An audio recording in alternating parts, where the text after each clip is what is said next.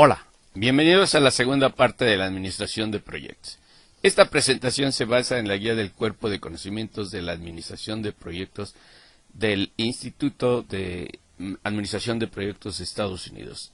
El título en inglés de la guía es A Guide to the Project Management Body of Language, el más conocido como el PMBOK.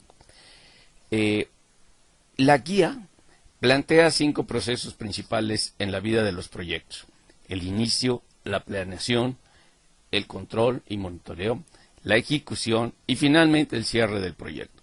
Durante la iniciación y planeación se determina lo que se debe hacer. El proyecto se desarrolla bajo un control y monitoreo de la ejecución de lo planeado. Y finalmente se concluye el proyecto cuando los alcances y los objetivos sean logrados. En el nivel de actividad de los participantes en el proyecto varía según los procesos a realizar y el tiempo. Esta figura muestra cómo los procesos del proyecto se traslapan e interactúan de manera impredecible a medida que el proyecto evoluciona. Aquí vemos cómo la planeación se sobrepone con la ejecución, el monitoreo y control, en virtud de que puede haber cambios en la planeación, ya que el plan se va refinando a medida que el proyecto progresa. De hecho, la planeación es un proceso iterativo.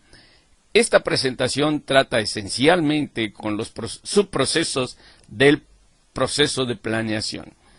El PMBOK da las pautas para la administración de tiempos del proyecto y describe los procesos requeridos para asegurar que el proyecto se complete a tiempo.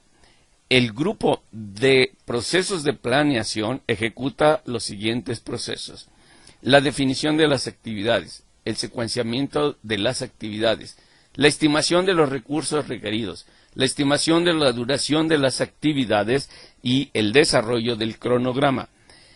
La guía del PMBOK da directrices para desarrollar proyectos, pero debe ajustarse a las necesidades de cada proyecto. Una parte considerada como esencial en los proyectos ocurre durante la iniciación y la planeación. De hecho, en la iniciación se determina lo que se va a hacer, quién lo hace, cómo, cuándo y cuánto costará. Estos procesos son tan importantes que a ellos se dedica la cuarta parte de los esfuerzos del proyecto, ya que un proyecto que comienza bien, con un buen plan, seguro termina bien. En el capítulo 6 del PMBOK se detallan los procesos de la planeación del proyecto. Indica que el cuerpo encargado del proceso de la planeación identifican, definen y maduran el alcance del proyecto, el costo del proyecto y planifican las actividades del proyecto. El grupo de procesos de planeación es responsable de la creación de la estructura del desgloso de trabajo, de la definición de las actividades, de la estimación de los recursos requeridos, la estimación de la duración, el establecimiento de la secuencia de las actividades, la estimación de los costos, la preparación del presupuesto, la planificación de recursos humanos y el desarrollo del cronograma. Se obtienen una serie de documentos y herramientas como productos de la planeación. Aquí se observa cómo el PMBOK relaciona los procesos de iniciación, planeación, ejecución y monitoreo y cierre con los grupos encargados de ejecutarlos. La planeación del proyecto incluye los procesos que van antes de la procuración, ejecución y operación. El plan del proyecto comprende una serie de documentos en el que se contemplan acciones futuras, como ya se mencionó. El grupo también determina lo que se va a hacer, quién lo hará, cómo, cuándo y con qué recursos. Este video presenta una interpretación de los procesos recomendados en la guía del PMBOK, que incluye la selección del equipo de trabajo, el establecimiento de la carta constitutiva del proyecto, la creación de la estructura del desglose del trabajo, la definición de la matriz de responsabilidades, el desarrollo de la red de precedencia de las actividades, la construcción del diagrama de Gantt, la definición del plan de recursos y finalmente el establecimiento del presupuesto. Debe tomarse en cuenta que la planeación del proyecto incluya el acopio y análisis de información que sea suficiente para que los participantes en los proyectos identifiquen los posibles riesgos, definan una estrategia para mitigarlos y puedan hacer el mejor uso de los recursos para lograr un proyecto exitoso. Lo primero es la selección del equipo. Esto depende del tipo de empresa que desarrolla el proyecto y de la organización. El equipo lo conforman el grupo de personas que pueden o no ser de la misma empresa, que están encargados de llevar a cabo el proyecto, es decir, quienes trabajan en él. El segundo paso es redactar el acta constitutiva del proyecto. Consiste en elaborar un documento que autorice de manera formal el inicio del proyecto y documentar las necesidades y las expectativas de los interesados. El acta constitutiva establece una relación entre la organización ejecutante y la organización patrocinante. Se designa en ese entonces el administrador del proyecto, quien es responsable de coordinar el proyecto y liderar el equipo para cumplir con los objetivos del mismo. A veces se los llama líder, otras veces coordinador o director.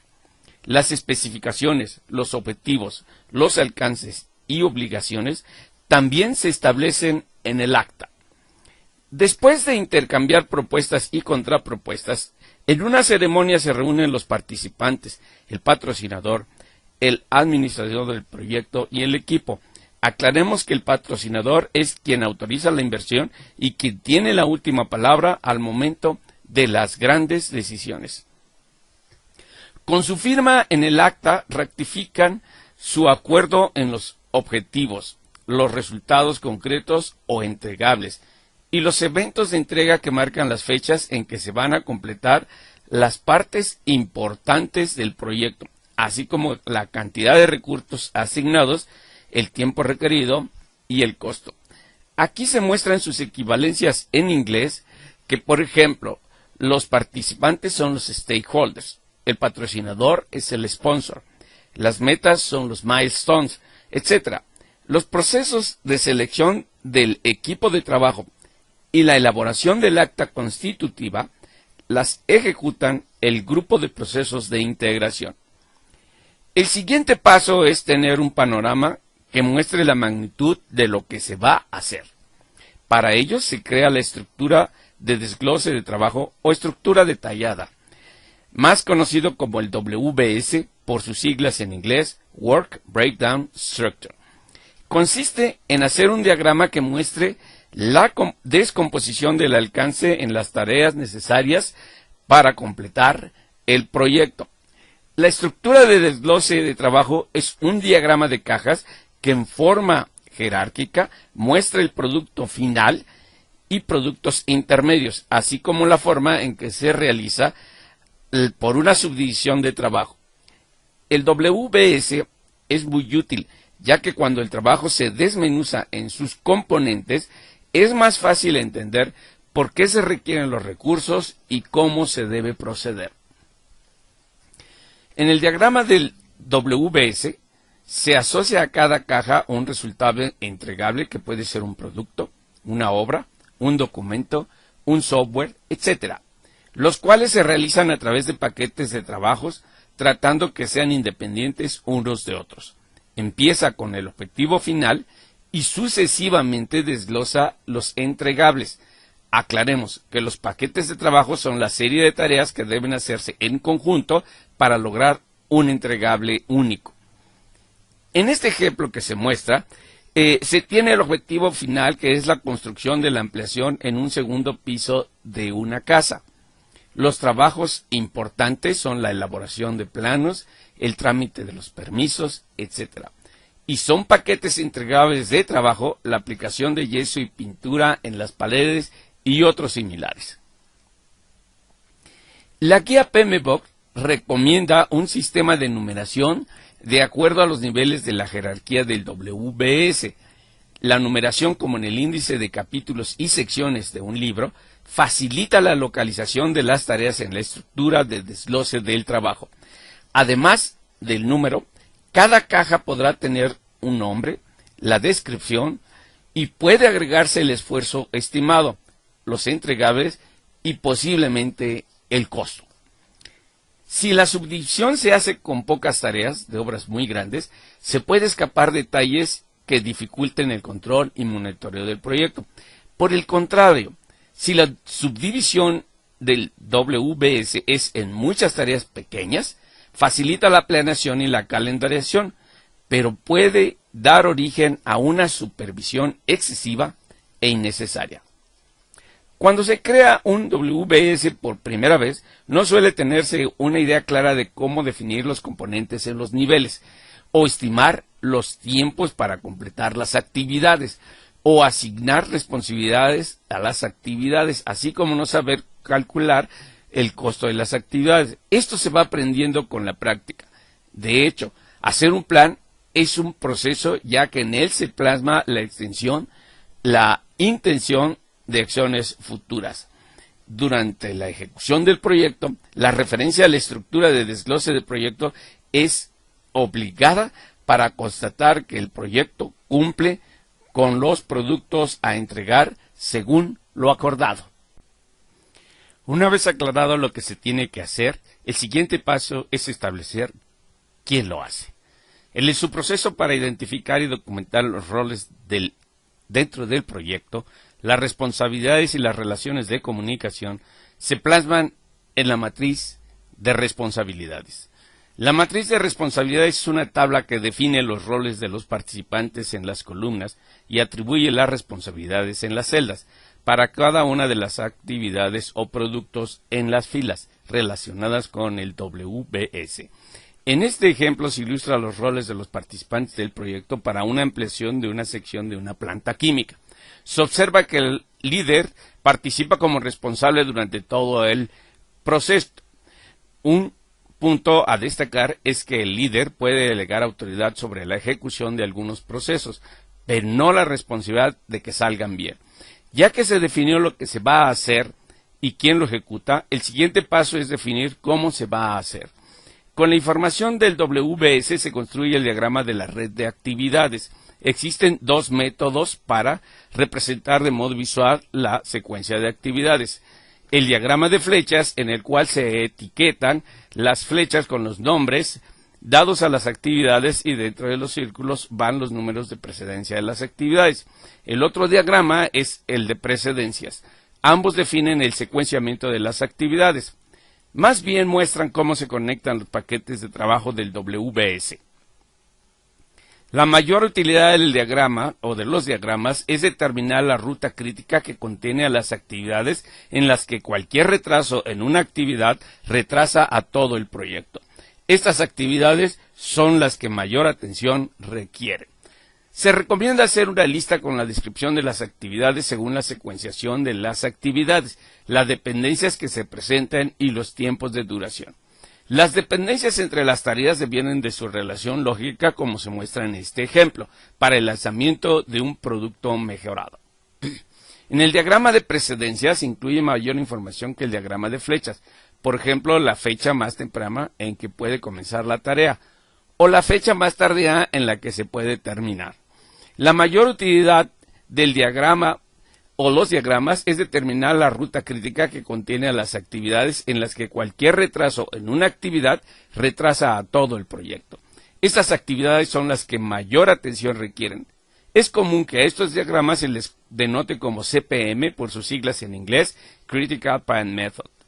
Si se aplica la guía del PMBOK como se ha descrito, entonces ya se sabe lo que se va a hacer, quién lo hace, y una vez definidas las actividades, sus tiempos de duración y el orden en que se han de ejecutar, se hace un cronograma.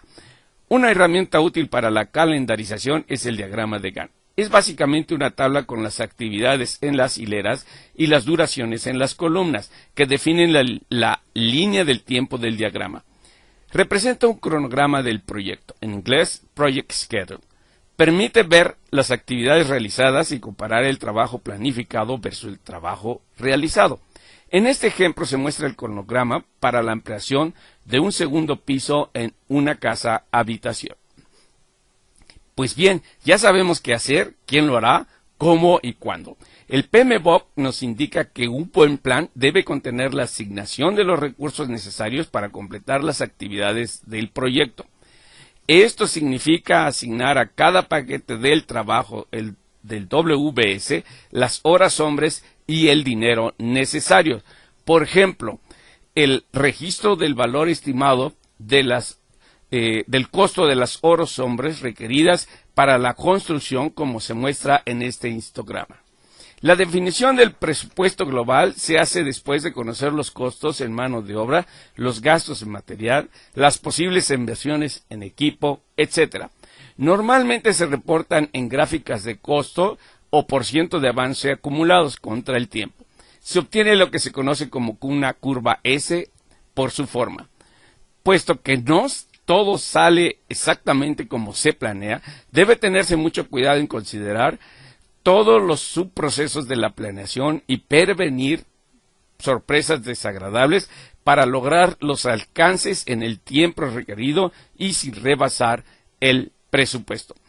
Cada líder de proyecto ha de usar sus propios criterios para aplicar la guía del PMBOK como mejor le convenga. La gran ventaja de ajustarse a la guía de PMBOK es que no se tiene que improvisar en cada nuevo proyecto.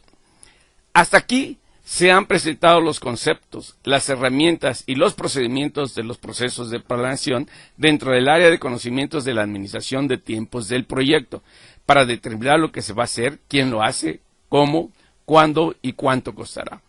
En el siguiente video se presentarán de manera más detallada la construcción de la estructura de desglose del trabajo, del diagrama de redes de actividades y la construcción del diagrama de Gantt.